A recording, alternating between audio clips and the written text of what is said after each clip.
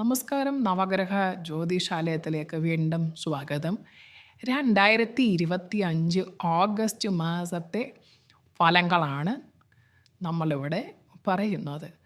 ആദ്യത്തേത് രോഹിണി നക്ഷത്രം. കാര്യങ്ങൾ ഭംഗിയായി ആസൂത്രണം ചെയ്യാനും മികച്ച ഏകോപനത്തോടെ അവയെ ലക്ഷ്യത്തിലെത്തിക്കാനും കഴിയുന്നതാണ് ഈ ഓഗസ്റ്റ് മാസത്തിൽ രോഹിണി നക്ഷത്രക്കാർക്ക്. തൊഴിലിടത്തിൽ സമാധാനമുണ്ടാവും. ഒപ്പമുള്ളവരുടെ പിന്തുണ ലഭിക്കുന്നതാണ്. പ്രൊജക്റ്റുകൾ മേലധികാരികളുടെ അംഗീകാരമുണ്ടാവും. കടബാധ്യതകളിൽ നല്ലൊരു പങ്ക് വീട്ടാനയക്കും. മങ്ങിയിരുന്ന സാമ്പത്തിക സ്രോതസ്സുകൾ വീണ്ടും ഫലവത്താവും. അവിവാഹിതരുടെ വിവാഹകാര്യത്തിൽ തീരുമാനമാകും. കുടുംബകാര്യങ്ങളിൽ വേണ്ടത്ര കരുതൽ കൈക്കൊള്ളാനാകും. മക്കളുടെ നിർബന്ധത്തിന് പഠന ആവശ്യങ്ങൾക്കായി ലോൺ എടുക്കേണ്ട സാഹചര്യമുണ്ട്. കെട്ടിട നിർമ്മാണം തടസ്സപ്പെടുന്നതാണ്. ആ തടസ്സങ്ങൾ മാറ്റാൻ നമ്മൾ ഏതെങ്കിലും അടുത്ത ക്ഷേത്രത്തിൽ പോയി വഴിപാടിൽ കഴിപ്പിച്ച് ആ തടസ്സങ്ങൾ നീക്കം ചെയ്യാൻ കഴിയുന്നതാണ്. കൂട്ടുകച്ചവടത്തിൽ പല കാരണത്താൽ താല്പര്യം കുറഞ്ഞേക്കും. അത് ഏറ്റവും നല്ല തീരുമാനമാണ്. കൂട്ടുകച്ചവടം ചെയ്യാതിരിക്കുക. അത് രോഹിണി നക്ഷത്രക്കാർക്ക് ഗുണം ചെയ്യുന്നതല്ല. പൊതുവേ ഓഗസ്റ്റ് മാസം തരക്കേടില്ലാത്ത ഒരു മാസമാണ്. അടുത്തത് മകയിരം ചെയ്തു പോർന്ന തൊഴിൽ ഇണങ്ങുന്ന പുതിയ കാര്യങ്ങൾ പഠിക്കാൻ ആത്മാർത്ഥമായി ശ്രമിക്കുന്നതാണ്. കർമ്മരംഗം വിപുലീകരിക്കും. അസമ്പന്നമായ ഉത്സവകാലത്തെ മുൻനിർത്തി വിപണന തന്ത്രങ്ങൾ ആവിഷ്കരിക്കും. ഓണമൊക്കെ വരുവാണ്. ബിസിനസ്സിൽ അല്പശ്രദ്ധ കൊടുക്കുന്നത് വളരെ നല്ലതായിരിക്കും. സ്വകാര്യ സ്ഥാപനത്തിലെ ഉദ്യോഗസ്ഥർക്ക് ജോലിഭാരം കൂടിയേക്കാം. ആവശ്യപ്പെട്ട വേതന വർധനവ് നടപ്പാക്കാത്തതിൽ സഹപ്രവർത്തകർക്കൊപ്പം പ്രതിഷേധം സമരരൂപേണ രേഖപ്പെടുത്തുന്നതായിരിക്കും. പ്രണയിനികൾ വിവാഹിതരാവാൻ പറ്റിയ സമയമാണ്. കുടുംബകാര്യങ്ങളിൽ ജീവിത പങ്കാളിയെ സഹായിക്കാൻ നേരം കിട്ടാത്തത് ചെറിയ ചെറിയ കശപിശകൾക്ക് ഇടയാക്കും.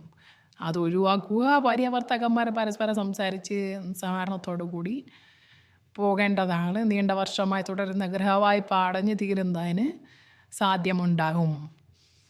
അതായത് ലോണൊക്കെ ഉണ്ടെങ്കിൽ ഈ പ്രാവശ്യം തീർക്കാനുള്ള ഒരു സമയമുണ്ട്. എവിടെന്നെങ്കിലും അല്പം ബിസിനസ് വഴി അല്പം ലാഭം കൂടുതൽ കിട്ടുമെന്നുണ്ടെങ്കിൽ ആ തുക എടുത്ത് മറ്റു വഴിക്ക് ചിലവഴിക്കാതെ എന്തെങ്കിലും ലോണോ ഗൃഹത്തിൻ്റെ ലോൺ എന്തെങ്കിലും ഉണ്ടെങ്കിൽ അത് അടച്ച് തീർക്കുന്നതാണ് ഏറ്റവും നല്ലത്. പിന്നത്തേക്ക് മാറ്റി നമുക്ക് ലോൺ അല്ലയോ അടുത്ത മാസം അടയ്ക്കാം, ഈ പൈസ നമുക്ക് മറ്റെന്തെങ്കിലും ആഡംബരം കാണിക്കാം, അത് ഒഴിവാക്കിയിട്ട് കടങ്ങൾ എന്തെങ്കിലും ഉണ്ടെങ്കിൽ അത് വീട്ടാൻ പറ്റിയൊരു സമയമാണ്. അപ്പോൾ നമ്മൾ അതിന് സ്വതന്ത്രനാവും ആ ഒരു കടം വീട്ടിക്കഴിഞ്ഞാൽ.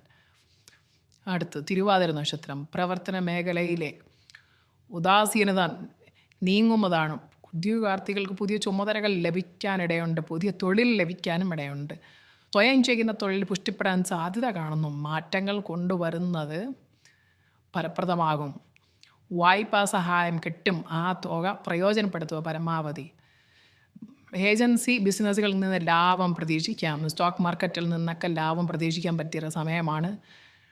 പുറത്തു പോയി കുട്ടികൾക്ക് വിദേശ രാജ്യങ്ങളിൽ പോയി പഠിക്കാനുള്ളത് അവസരം, അതിനുള്ള പണവും വന്നു ചേരുന്നതാണ്.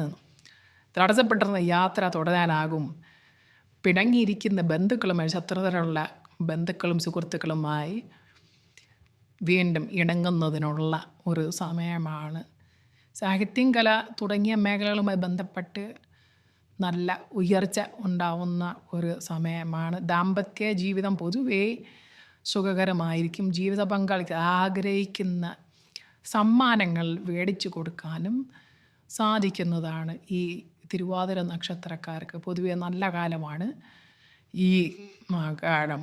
പൂർണ്ണമായി നമുക്ക് ഈ പറഞ്ഞ തടസ്സങ്ങൾ മാറിക്കിട്ടാനും അല്ലെങ്കിൽ ആ സൗഭാഗ്യങ്ങൾ നമുക്ക് നേടിയെടുക്കാനും തൊട്ടടുത്തുള്ള ക്ഷേത്രദർശനം നടത്തുന്നത് വളരെ നല്ലതാണ്. തിരുമേനിക്ക് ദക്ഷിണ കൊടുത്ത് ആ ചെറിയ പൂജകൾ നടത്തുന്നതും വളരെ നല്ലതാണ്. ഈ ചാനൽ ഒന്ന് സപ്പോർട്ട് ചെയ്യുക. സബ്സ്ക്രൈബ് ചെയ്യാത്തവരുണ്ടെങ്കിൽ സബ്സ്ക്രൈബ് ചെയ്ത് പിന്തുണ നൽകുക. വീണ്ടും പുതിയ വീഡിയോയുമായി വരുന്നതാണ്. നന്ദി, നമസ്കാരം.